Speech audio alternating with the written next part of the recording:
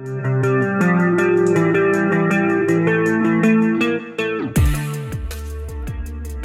hukum Kenang Mirdad, Zikri Muhammad menanggapi soal kasus perceraian kliennya dengan Tina Kana.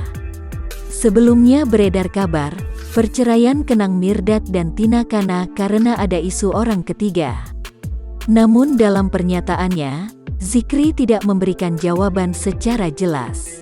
Malah ia meminta menanyakan langsung pada Kenang Mirdad atau Tina Kana secara langsung. Kalau mengenai orang ketiga saya enggak bisa jawab. Jadi langsung tanya sama yang bersangkutan saja. Langsung aja ke prinsipal yang mungkin bisa ditanyakan, tutur Zikri Muhammad dikutip dari kompas.com Selasa, tanggal 21 September tahun 2021.